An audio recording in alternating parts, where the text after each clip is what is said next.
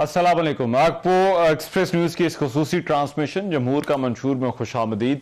इंतखाबात की तैयारियां जारी हैं और जो सियासी गहमा गहमी है वो अब काफ़ी बढ़ चुकी नज़र आना शुरू हो गई है। मुस्लिम लीग नून, पीपल्स पार्टी समेत जो दीगर तमाम सियासी जमातें वो जलसे जुलूस कर रही हैं। जमातों के कायदीन रहनुमा जलसे जुलूसों में बड़े भरपूर अंदाज में अपना मौक़िफ़ अवाम के सामने रख रहे हैं और अब तो 10 से भी कम रोज़ रह गए हैं इंतखाबात में।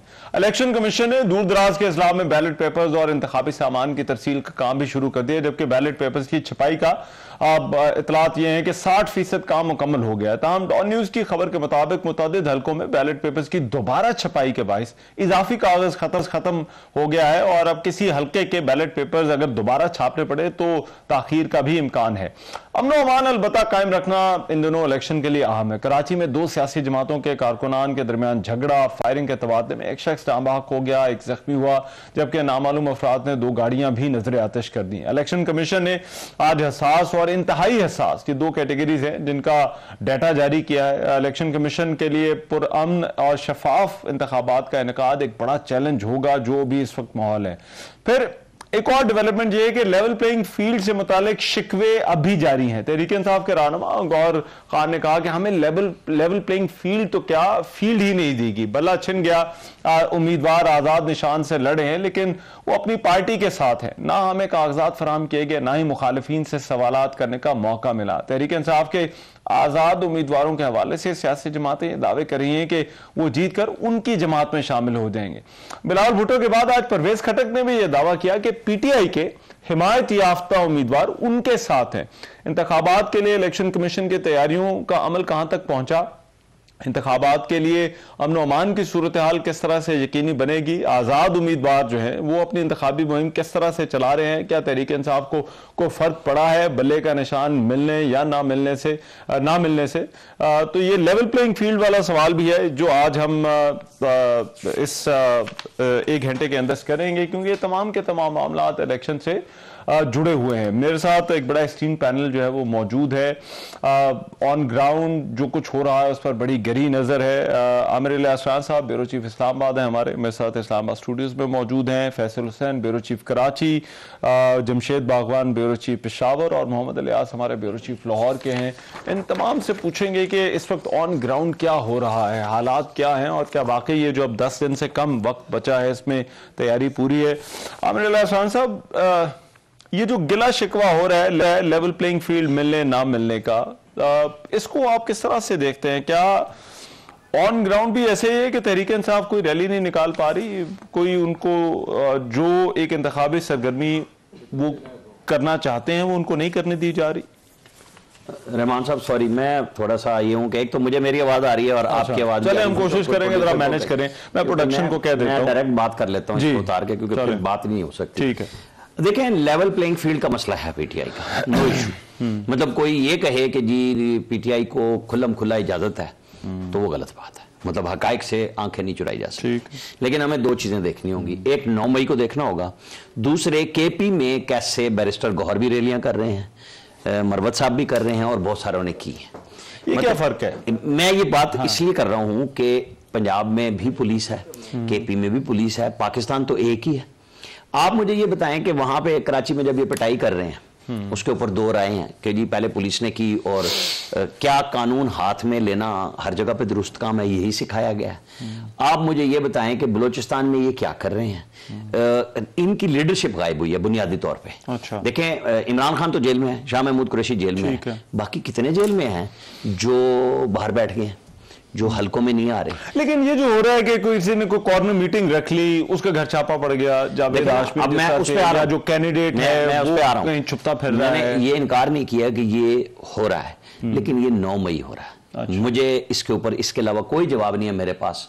आप अगर इसको लफाजी में कहें, आप इसको कहें कि जी कानूनी तौर पे, जमहूरी तौर पे और इलेक्शन के दिनों में कम से कम ये काम हो जाना चाहिए था। ये अदालतें भी मौजूद हैं और अदालतों में फकीदुल मिसाल इन लोगों को, जिसको बकौल मरियम नवाज के ईमानदारी हुई और वो जमानतें भी होती रही, 2-2 दर्जन उसमें भी जमानतें हुई और एक ही वक्त में होती रही, एक अदालत में नहीं हुई, एक सूबे में नहीं हुई, हर जगह पे हुई।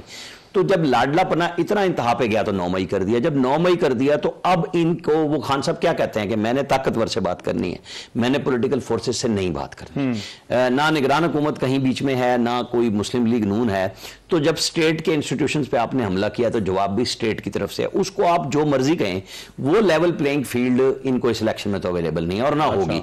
हाँ, अच्छा, आपको लगता है ये मामलात इलेक्शन तक ऐसे ही चलेंगे? मेरा ख्याल ये है कि अगर तो ये पॉलिटिकल कोर्स लेते और लोग सही संभल के इनकी लीडरशिप बातचीत का रास्ता निकालती। मुझे एक थी होप जिस दिन बैरिस्टर गौहर का इलेक्शन हो रहा था कि इसके बाद ना शायद सब जगह पे गुफ्तगू शुरू होगी कि एक नया फेस आ रहा है और शायद इसीलिए आ रहा है। लेकिन जिस दिन वो चेयरमैन बने, इमरान खान साहब ने कहा कि नहीं करूंगा बात, मुझसे कोई बात। उसके बाद उन्होंने डायलॉग की बात की, मुज़ाकरात की बात नहीं, उन्होंने कहा लेकिन सिर्फ करूंगा बात उनसे जो 19 महीने से मुझसे नहीं कर रहे। उन्होंने कहा जो ताकतवर है उससे बात करूंगा। उन्होंने पॉलिटिकल फोर्सेस से, निगरान से, किसी से देखे ना। अगर डायलॉग की बात, ये चाहे हम पीछे से चले जाएं कि जब इनकी गवर्नमेंट गई थी उसके बाद से, जब ये गवर्नमेंट में थे तब भी डायलॉग नहीं कर रहे थे। उस वक्त नेशनल सिक्योरिटी की मीटिंग्स में ये नहीं आया करते थे। जनरल बाजवा सब कुछ बता चुके हैं कि हम मिन्नतें करते थे और ये उठ के चले जाते थे कि मैं नहीं बैठूंगा। जब आपने बात ही नहीं करनी तो फिर अब जो आपसे बात नहीं कर रहे तो फिर उनसे पूछे ना, ये मैं और आप किस चीज चक्कर में लड़ रहे हैं। मैं जरा फैसल, कराची में अब ये 2 इंसिडेंट्स हुए हैं, दोनों आपको मालूम है। अब ये कराची में आपको लगता है बड़ा चैलेंज होगा और ये इलेक्शन डे तक, अब जारी बात है टेम्परेचर ऊपर जा रहा है, पार्टियां अपना जोर लगा रही हैं और आमतौर पे तो ऐसे अब इलेक्शन के दिन होते हैं तो इस पे तो कोई अपनी ग्राउंड कंसीड करने को तैयार ही नहीं होता, या कोई जो है वो किसी किस्म का जो है वो सॉफ्ट कॉर्नर दिखाने को तैयार नहीं होता।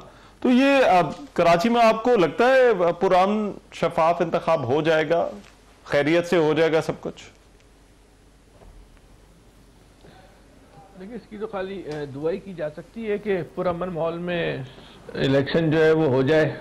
अब दुआओं के अलावा हम क्या कर सकते हैं? उम्मीद कर सकते हैं, गुमान कर सकते हैं, अपनी राय दे सकते हैं। लेकिन कल जो वाकया हुआ है बहुत अफसोसनाक वाकया है। आधे घंटे तक फायरिंग होती रही एक इलाके में और आधे घंटे तक जो है हमें वहाँ पे जो है वो कानून नाफिज करने वाले इदारे जो है वो नज़र नहीं आते। ये तो एक जान गई। ये जिस तरह फायरिंग हुई है, जो वीडियोज सामने आई हैं उसमें तो दर्जनों अफराद की जो है वो जाने चली जाती। तो अल्लाह ताला ने करम किया कि एक ही जान गई। बेचारा एक मासूम जो लड़का था, कारकुन था, वो इस हंगामे में, फायरिंग में जो है वो हलाक हो गया, जिसका ताल्लुक एमक्यूएम से। ये जो फायरिंग हुई है ये इसको हो गई समझ में आता है। इलेक्शन में तनाव होता है, समझ में आता है। लोगों आपस में सियासी जमातें गुत्तम गुत्ता हो जाती हैं, कशीदगी होती है, लड़ाई झगड़े, समझ में आता है। लेकिन आधे घंटे तक कानून नाफिज करने वाले इदारे नहीं आए, ये समझ में नहीं आता क्यों नहीं आए। फिर जो इस वाकये के बाद जो कराची ऑपरेशन के हवाले से दावे थे, उन दावों के आगे भी जो है फिर वो एक सवालिया निशान लग गया है कि वो अगर वाकई कराची में अमन कायम हो गया था तो फिर ये असला कैसे निकला, असले का इतना बेदरेक इस्तेमाल कैसे हुआ, आज़ादाना इस्तेमाल जो है असले का जो है वो कैसे हुआ। हम ये नहीं बोलते किसी एक फरीक ने किया, हम दोनों फरीकों ने किया होगा या किसी एक ने किया होगा, लेकिन हुआ कैसे? असला जो इस्तेमाल हुआ, क्या वो असला जो है वो लाइसेंस वाला था या बगैर जो है वो लाइसेंस वाला था? वहां पे जो जलाओ गिराव हुआ, गाड़ियां जलाई गई, उसको क्यों नहीं जो है वो रोका गया? तो कौन? वैसे आपका एनालिसिस क्या कहता है? देखिए, ये कराची बहैसियत मजमूई पुरसुकून रहा है पिछले कुछ महीने जो हमने देखे हैं, तो अभी ये एकदम से इस वायलेंस की इलेक्शन के दिनों में आपको क्या समझ आती है? देखिए, तनाव कशीदगी कराची में कई दिनों से, छोटे मोटे लड़ाई झगड़े मुस्तकिल हो रहे थे। अच्छा। अगर उस वक्त उसको काबू पा लिया जाता तो शायद ये कल का जो है वो वाकया नहीं होता। अब फिर जब ये जिस तरीके तसलसल के साथ वाकयात हो रहे थे, उस वाकयात पे अगर कानून नाफिज करने वाले इदारों की आंखें में बंद नजर आती हैं तो फिर हम ये लोगों के जहन में सवाल पैदा होता है, क्या ये सब कुछ इत्तेफाक से हुआ या किसी प्लानिंग का नतीजा था? फिर लोगों के जहन में ये सवाल पैदा होता है कि इन वाकयात के पीछे कुछ खास मकासद हासिल करना है। फिर लोगों के जहन में मुख्तलिफ नौइयत के सवाल अगर कोई पैदा हो रहे हैं तो फिर वो लोगों का हक है। ये कल का वाकया तो फिर कानून नाफिज करने वाले इदारों का एक फेलियर जो है वो हमें जो है नजर आता है। इसको रोकना चाहिए था। अब बहरहाल हमें कानून नाफिज करने वाले इदारों को आपको लगता है कि आने वाले 8-9 दिनों में तनाव, correct me if I am wrong, अगर मैं आपकी असेसमेंट ये समझ रहा हूं कि आने वाले 8-9-10 दिनों में अगर ये फौरी तौर पे मामला कंट्रोल न किए तो और भी इस तरह के वाक़यात हो सकते हैं? ये कानून नाफिज करने वाले इदारों की जिम्मेदारी है और उनकी लाजमी जिम्मेदारी है कि इस मामले को रोकें, और जो भी सियासी जमातें हैं उनको एक टेबल पे बिठाया जाए, उनके साथ जो है ज़ाब्ता अखलाक तय करवाया जाए कि आइंदा इस तरह के कोई वाक़यात नहीं होंगे, और कहीं तनाव पाया जाता है तो उसको जो है वो पार्टी की लीडरशिप की सतह पे जो है उसको हल कर लिया जाएगा, ताकि जो एक गरीब कारकुन मर जाता है, उन गरीब कारकुनों की जिंदगी जो है वो महफूज रहे। पार्टी की लीडरशिप तो महफूज होती है, कारकुन को उसकी कीमत अदा करनी पड़ती है। लेकिन ये जो एक सिर्फ आपने जो लेवल प्लेइंग फील्ड के हवाले से बात कही, कल तहरीक इंसाफ के कराची के अंदर बहुत कारकुन निकले और खिलाफ तवक्का जो है बहुत बड़ी तादाद में कल तहरीक इंसाफ के कारकुन निकले। इतनी जो है तवक्का जो है वो नहीं की जा रही थी कि तहरीक इंसाफ जिसकी कराची के अंदर ऑर्गेनाइजेशन स्ट्रक्चर ना होने के बराबर है, बल्कि है ही नहीं, वो इस तरह आम लोगों को निकालने में जो कामयाब हो जाएगी। और जो जिस तरह लोग निकले हैं उससे लगता है कि कारकुनों से ज्यादा आम आदमी जो है वो निकला है। लेकिन उनको रैली क्यों नहीं करने दी गई, उनको जुलूस क्यों नहीं निकालने दिया गया? अब ये जो आमिर साहब कह रहे हैं 9 मई, ये बिल्कुल सही है। जो आदमी 9 मई में मुलव्विस है उसको तो चौक पे फांसी दे देनी चाहिए। 9 मई रियासत पे हमला था, 9 मई पाकिस्तान पे हमला था, उस पर तो कोई कंप्रोमाइज होना नहीं चाहिए। लेकिन जो लोग इलेक्शन लड़ रहे हैं और वो उनके कागजात मंजूर होगा तो इसका मतलब ये है कि हर जगह से क्लियर है, तो उनको तो आप इलेक्शन लड़ने देंगे ना, उनको तो आप इलेक्शन लड़ने से ना रोकें, उनको इलेक्शन लड़ने दें। और जो लोग लेकिन ये में मुलव्विस है उसको तो बीच चौराहे पे फांसी थे। ठीक है। अच्छा जमशेद बागवान, अब ये जो कुछ तासुर जो बना है कि केपी के अंदर तहरीक इंसाफ अपने जलसे कर रही है, रैलियां भी निकाली, लेकिन बाकी जगहों पर उन्हें मुश्किल है, आप इसे एग्री करते हैं या फिर आप इस सारे मंजरनामे को किसी और तरह से देखते हैं? ये जो लेवल प्लेइंग फील्ड वाला मामला है कि क्या पीटीआई के पास लेवल प्लेइंग फील्ड है या नहीं? Rahman thank you.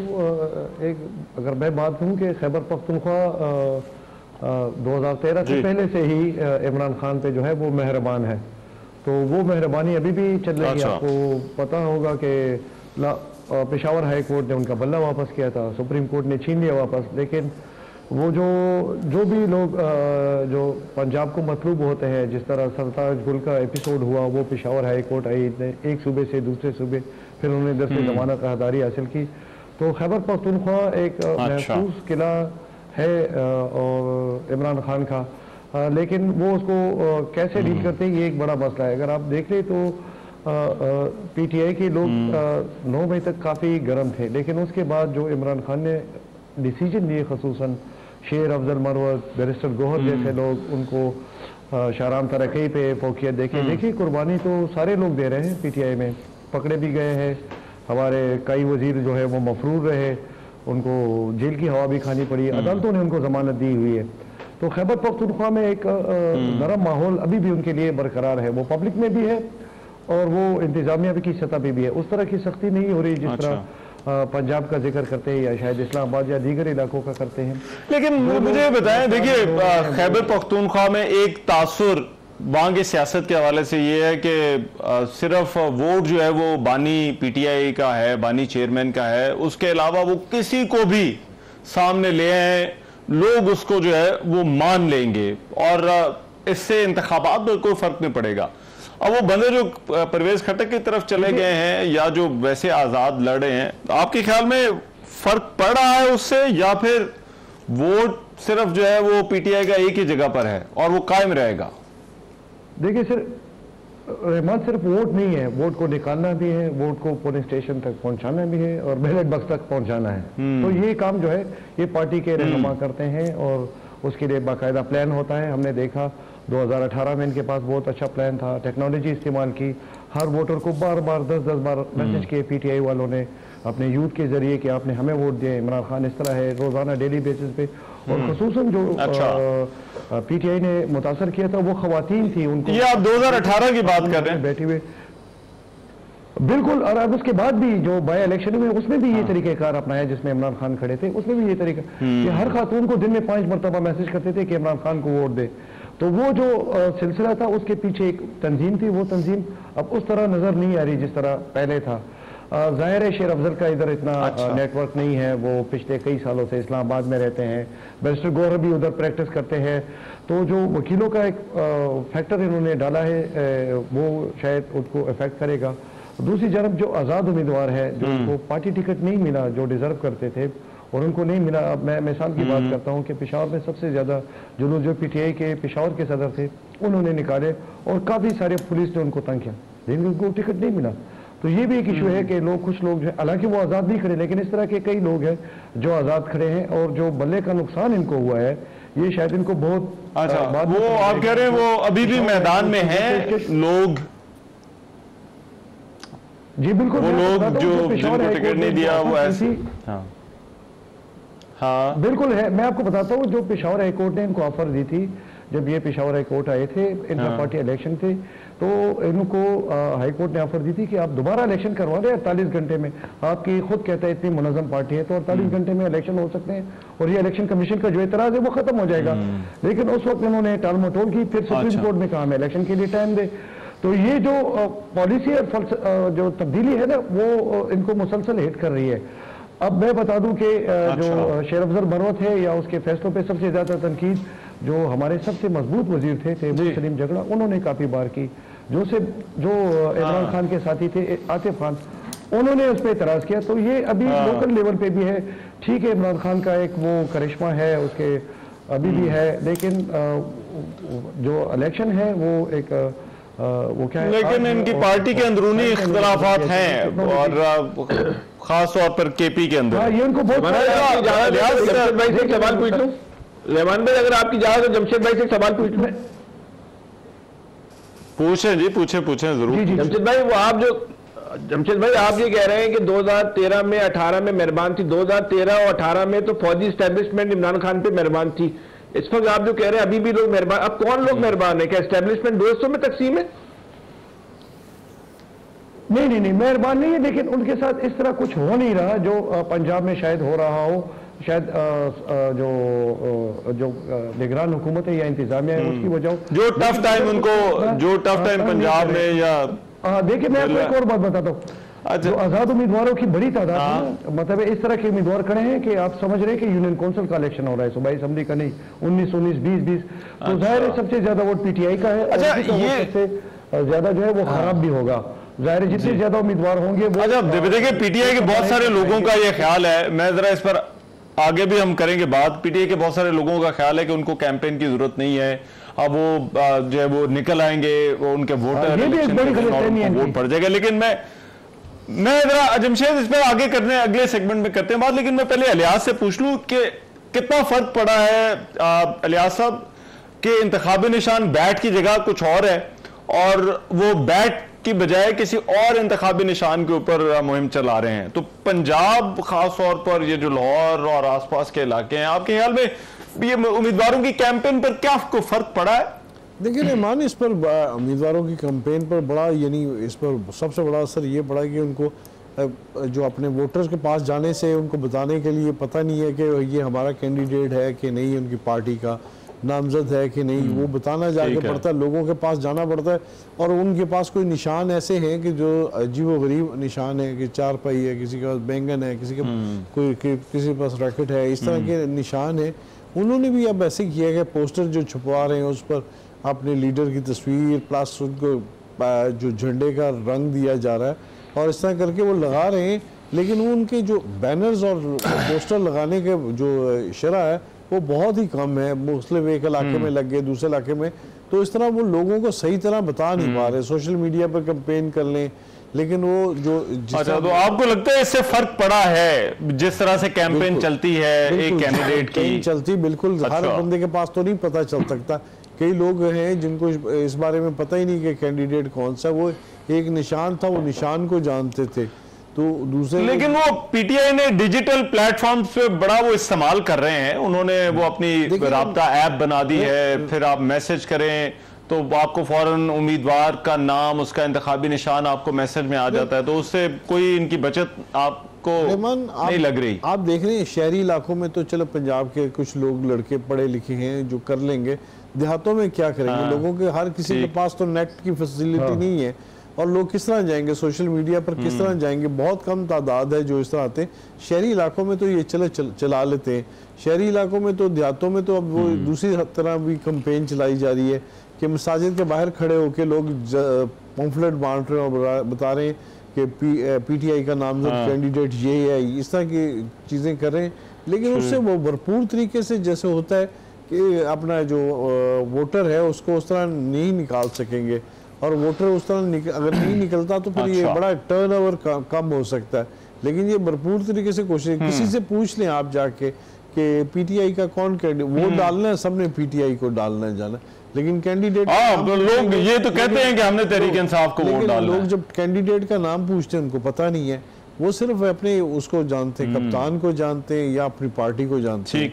दूसरी तरफ उनको इतना इदराक नहीं इस चीजों का कि कौन सा कैंडिडेट, नाम याद रखना भूल जाते हैं। तो क्योंकि उनके दो बंदे खड़े हैं, आजाद खड़े हैं, तो अब वो किसको वोट डालेंगे? ये खुद भी आपस में क्लैश करेंगे इनकी सारी। अच्छा जी जी जी ठीक है, चले मैं इधर आता हूँ। लेकिन ये मैं आमिर साहब आपके लेख पर जा रहा हूँ, लेकिन सवाल मैं अभी छोड़े जा रहा हूँ। ये खामोश वोटर जिसको कहा जा रहा है, ये क्या करेगा इलेक्शन वाले दिन? मैं जरा ब्रेक के बाद आकर आमिर साहब से पूछते हैं। Welcome back after the break. Aamir Khan साहब, ये जो खामोश वोटर, एक PTI के अंदर हम जा रहे हैं, लोगों से बात कर रहे हैं, हलकों के अंदर एक लोगों का एक तासुर है कि वोटर भी बैठा हुआ है घर, वो मुहिम पे निकले ना निकले वो अलग बात है, लेकिन ये वोटर इलेक्शन डालने पोलिंग स्टेशन पहुंच जाएगा। मैं आपके सवाल का जवाब देने से पहले आपसे पूछना चाहूंगा, क्योंकि आप सारी जगह पे जा रहे हैं, आपका अपना तबसरा क्या है कि ये 8 तारीख को खामोश वोटर आएगा PTI का वोट डालने? ये डिपेंड करता है। देखिए, कुछ ऐसे हलके हैं जो शहरी हलके हैं, अब जिस तरह से हम वहां पर मुझे लगता है कि ये वोटर का टर्नआउट आ सकता है। देखिए, ये तो 8 फरवरी को पता चलना है, लेकिन शहरी हलकों के अंदर जहां पर जो बात हो रही थी, लिहाज भी कर रहे थे कि जहां पर अवेयरनेस है, लोगों को पता है इंतखाबी निशान क्या है, पोलिंग स्टेशन पास हैं, लोगों को पता है अपनी गाड़ियां हैं, वो जाकर वोट जो है वो डालेंगे।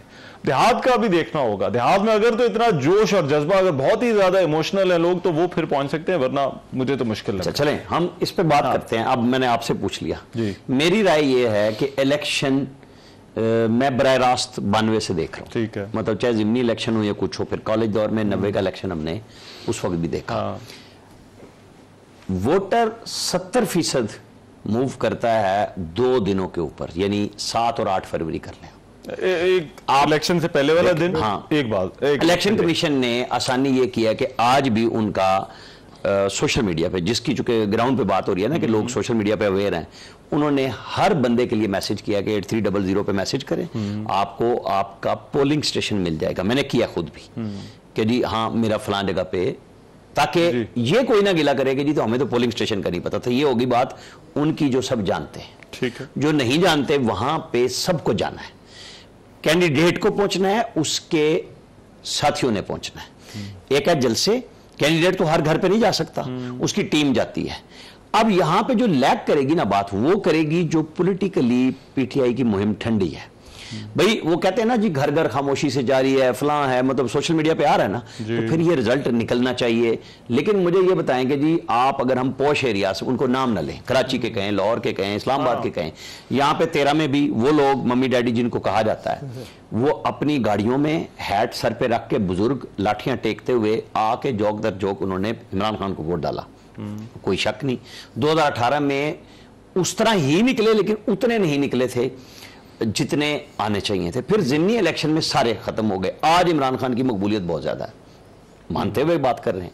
इशू ये है कि जब कैंडिडेट नहीं होगा और वो कितना पजमुर्दा होगा वोट के, यार ये हमारा वोट फलाना है, जिनसे हलफ भी लिए जा रहे हैं, बातें की जा रही हैं, और ये लोग बददिली से मुहिम चला रहे हैं। मैं वकला के खिलाफ नहीं हूं, हमारे माशरे का हिस्सा, जैसे हम साफी हैं उतना वो वकला हैं, लेकिन वकला कितना पैसा खर्च कर रहे हैं अपने सपोर्टर्स के लिए। देखिए PTI के लोगों को अब ये भी एक है, वो कहते हैं हमें पैसा खर्च करने की जरूरत नहीं। मैं उनको पैसे देने की बात नहीं कर रहा, नहीं खर्च करने की मुराद ये कि बैनर हो गया, मैं बिल्कुल नहीं कर रहा। असल बात ये होगी कि पोलिंग स्टेशन पे ले जाने के लिए पर्ची वोटर के घर जाए, ठीक है, उस वोटर को छोड़ दें जिसका मैंने कह दिया, जो खुद चेक वैगन में बिठाना है, चिंची में बिठाना है, ये आपको लाहौर डिफेंस में भी मिलेगा, कराची कैंट में भी मिलेगा, डिफेंस में भावलपुर। तो ये आपका ख्याल है मुश्किल होगा? नहीं, ये वो वोट होगा जो आप कह लें कि टोटल मतलब एक कैंडिडेट है उसको 18-20 हजार वोट, ये वो होगा जो फटाफट जाके हम बगैर किसी रुकावट के समझते हैं कि जी वो पहुंच रहा है। असल इशू ये है कि ये जीतने वाला वोटर नहीं है,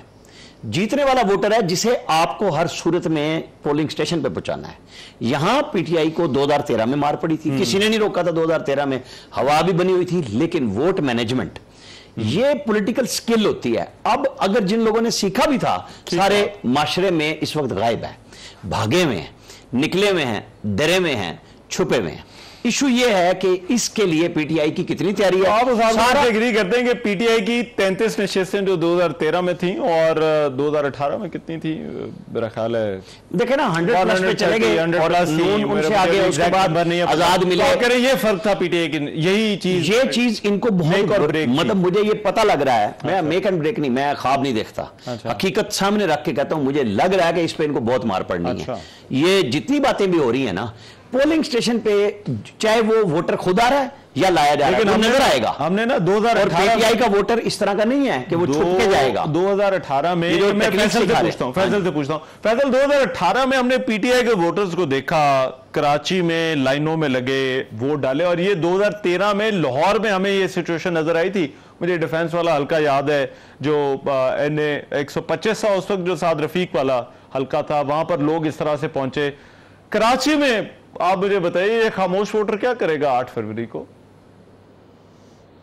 2013 में तो तहरीक इंसाफ को बहुत वोट पड़ा था और खिलाफ तबक्का इतनी लंबी लंबी लाइनें थी कि किसी को भी पता ही नहीं था ये लंबी लंबी लाइनें हैं कि ये जो है वो तहरीक इंसाफ का वोटर की लाइनें लगी हुई हैं। और इतना वोट पड़ा था कि एमक्यूएम के अंदर उसके बाद जो तंजीमी बहरान हुआ उसका एक बहुत बड़ा सबब ये वोटर ही था कि एमक्यूएम की लीडरशिप परेशान हो गई कि इतना वोटर आ गया, और जो पाकिस्तान की मुकामी तंजीम थी वो चीज़ से क्यों जो लाइल थी, अल्लाह ताल्लुक थी, या वो उसका अपना होमवर्क क्यों नहीं था, वो अलग चले, हम कहानी पे चले जाएंगे। मैं आमिर साहब की बात थोड़ा सा है ना बहुत एहतराम के साथ आगे बढ़ाना चाहता हूँ कि हम जैसे आमिर साहब कह रहे हैं हम मनन मान लेते हैं, बिल्कुल ऐसे ही होगा कि वोटरों की अक्सरियत जो है वो कंफ्यूज हो जाएगी। वोटरों की अक्सरियत तक जो है वो इस बात का इल्म नहीं हो सकेगा कि उनको जिसको वो वोट देना चाहते हैं उसका इंतखाबी निशान कौन सा है। पीपल्स तहरीक इंसाफ का तंजीमी स्ट्रक्चर जो है क्योंकि इस वक्त मौजूद नहीं है, वो उसके उस पोजीशन में नहीं होगा कि वोटरों को ला सके। तो अगर एक बहुत बड़ी वोटरों की तादाद कंफ्यूजन की वजह से या किसी और वजह से वोट नहीं डाल सकी है, तो ये कोई अच्छा साइन है? अगर मिसाल के तौर पे कोई किसी पार्टी को वोट देना चाहता है लेकिन उसको कंफ्यूज कर दिया गया और वो अपनी मर्जी का वोट नहीं दे पा रहा, तो ये पाकिस्तान के लिए तो अच्छा साइन नहीं है, ये जमहूरियत के लिए तो अच्छा साइन नहीं है, ये आने वाली हुकूमत के लिए भी जो है वो अच्छा साइन नहीं है। तो इससे इस वक्त हमारे माशरे का जो इंतशार है, जो ज़हनी खलफशार है, वो कम होगा या उसमें मजीद इजाफा हो जाएगा? और ऐसा क्यों ऐसे हालात पैदा किए जा रहे हैं कि वोटरों को कंफ्यूज कर दिया जाए कि वोट वो अपने मर्जी का वोट ना दे सके? अगर ऐसा किसी हिकमत अमली के तहत किया जा रहा है तो ये मुनासिब किसी तौर पे भी जो है मुनासिब बात नहीं है। 2018 में जब तहरीक इंसाफ की हुकूमत थी, मैं आपको सिर्फ कराची की मिसाल दूं कि उसके बाद अगर इसको हुकूमत को करने दिया जाता और उसके साथ 2024 के इलेक्शन में ये जिसको हम कहते हैं ना रियासती मशीनरी भी तहरीक इंसाफ के साथ खड़ी होती है, वो फिर भी कराची में एक सीट नहीं निकाल सकते थे। और इसकी सबसे बड़ी मिसाल जो ज़मनी इलेक्शन था जो बल्दिया टाउन में हुआ, जहां से शहबाज शरीफ को फैसल वाडा ने हराया था, वहां पे तहरीक इंसाफ जिसपे उस वक्त की रियासत स्टेट मुकम्मल तौर पे उस वक्त तहरीक इंसाफ के साथ खड़ी हुई थी, लेकिन उसके बावजूद ज़मनी इलेक्शन में तहरीक इंसाफ के जो है वो जो छठा नंबर जो है तहरीक इंसाफ के उम्मीदवार का आया था। यही असर इनका जो है आम इलेक्शन में हो रहा था अगर इनकी मुद्दत को है ना पूरा करने दिया जाता। तो इस बात पे भी सोचना चाहिए ना कि ये जो लीडरशिप ने ये काम किया था वक्त से पहले तहरीक अदम एतमाद लाकर, क्या उनके पास कोई कैलकुलेशन नहीं थी कि इसके नफ्सियाती असर आम आदमी पे क्या पड़ेंगे? फैसल मुझे एक ब्रेक लेनी है, मैं ब्रेक के बाद यही सवाल ये वोटर क्या करेगा ये जमशेद बागवान साहब से और मोहम्मद इलियास साहब से पूछते हैं। आपको खबर दी थी। Welcome back after the break. ये वोटर की जो बात हो रही है, वोटर टर्नआउट की, इलियास आपके इस पर क्या टेक है? और एक सवाल फिर ये भी है कि अगर वोटर उस दिन निकल आता है तो क्या इसको कोई रोक सकेगा? वोटर अगर निकल आएगा तो उसको कौन रोक सकता है? वो पोलिंग स्टेशन में जाएंगे और जाके अपना वोट इस्तेमाल करेंगे। तो वो टर्न ओवर जो कह रहे हैं खामोश जो कहा जाता है कि जी वो है खामोश रहता है, इसके बारे में मुख्तलिफ जो बताया जाता है कि माजी में भी 2013 और 18 में एक बड़ी तादाद थी जो वोटर था जो कि गायब वोटर जिसको कहा जाता है कि खामोश था, न आता था।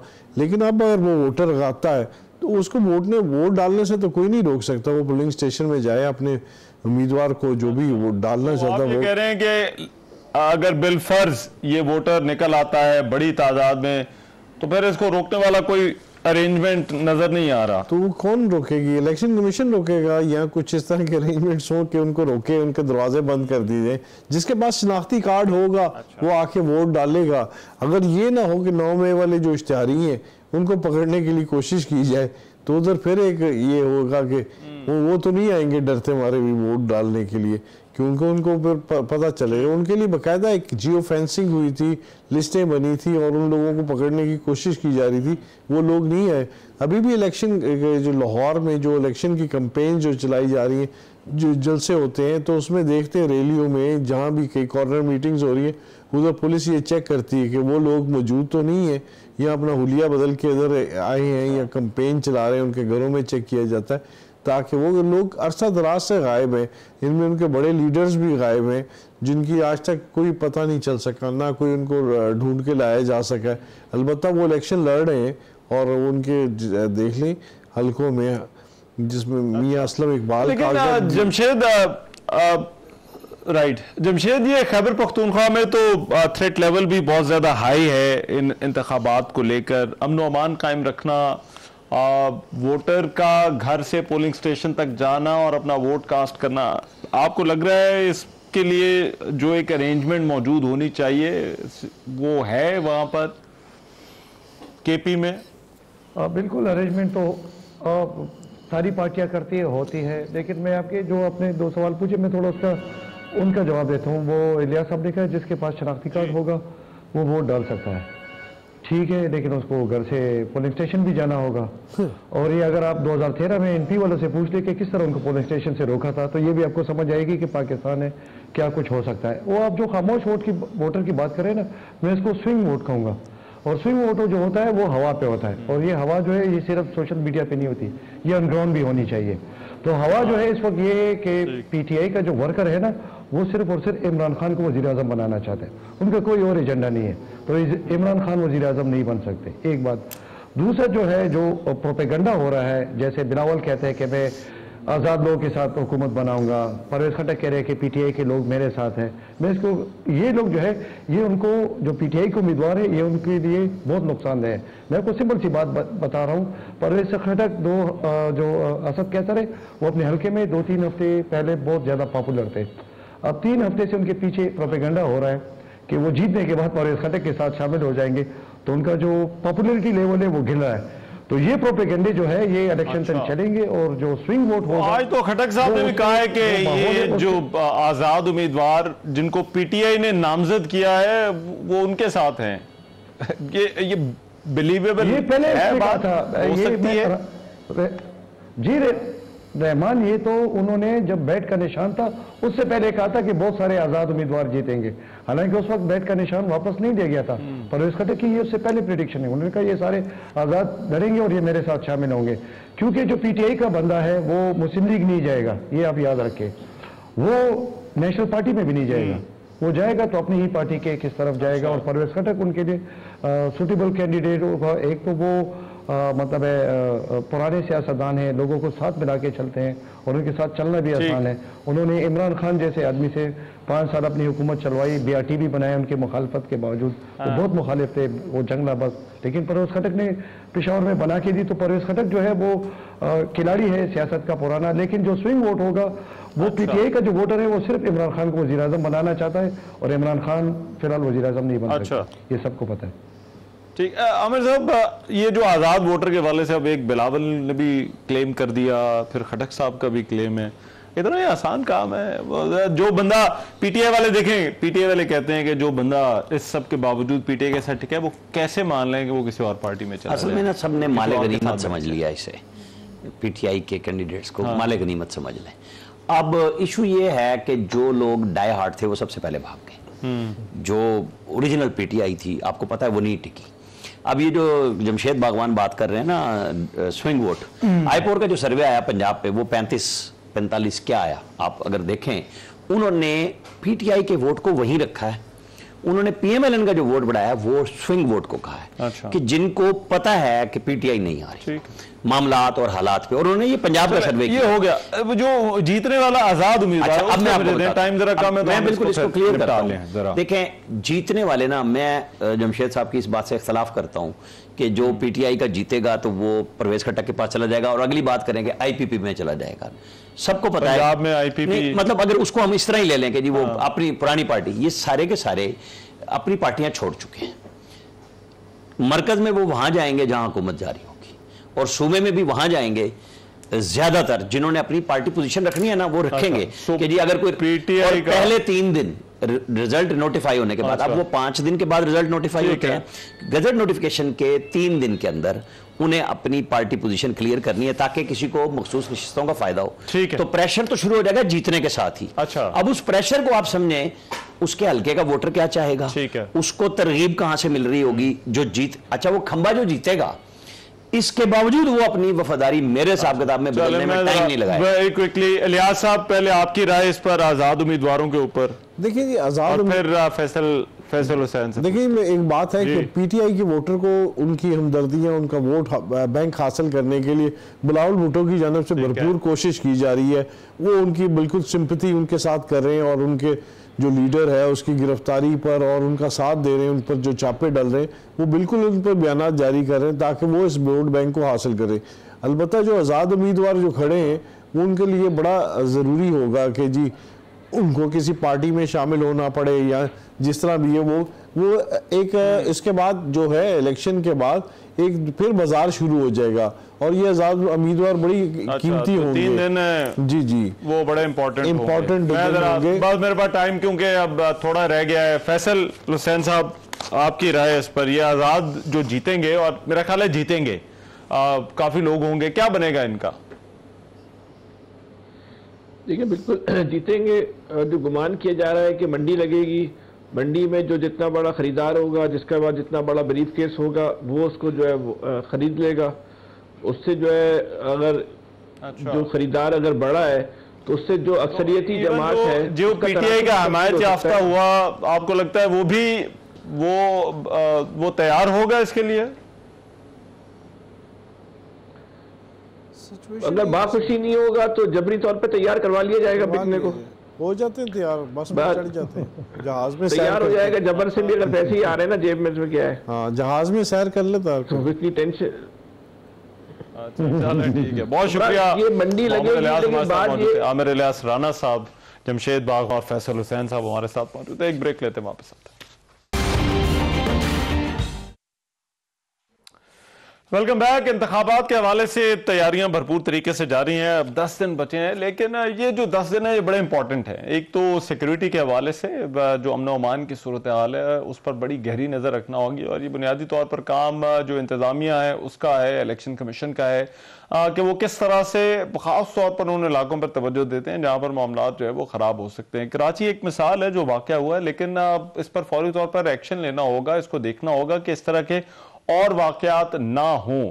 और दूसरी अहम चीज जो है वो वोटर के लिए होगी कि वोटर का जो वोट का राइट है वो इलेक्शन वाले दिन घर से निकलकर पोलिंग स्टेशन पहुंचता है और अपना वोट कास्ट करता है। तो इलेक्शन कमीशन को इस हवाले से भी तमाम तरह इंतजाम करने होंगे कि वो वोटर जो है वो उसका जो इलेक्टोरल प्रोसेस है उसकी राह में अंदर जो है वो कोई रुकावट ना है। मेरा ख्याल है ये दो चीजें आने वाले इलेक्शन के लिए जो है वो बहुत ज्यादा इंपॉर्टेंट होंगी। फिर लेवल प्लेइंग फील्ड की बात चल रही है, क्या फर्क पड़ता है, बल्ले का निशान मिला या नहीं मिला, और आजाद उम्मीदवार क्या करते हैं इसका तो पता अब 8 फरवरी को चलेगा। और फिर 8 फरवरी के बाद जो 3 दिन है वो बड़े इंपॉर्टेंट होंगे कि उन दिनों में क्या जोड़ तोड़ जो है वो होता है।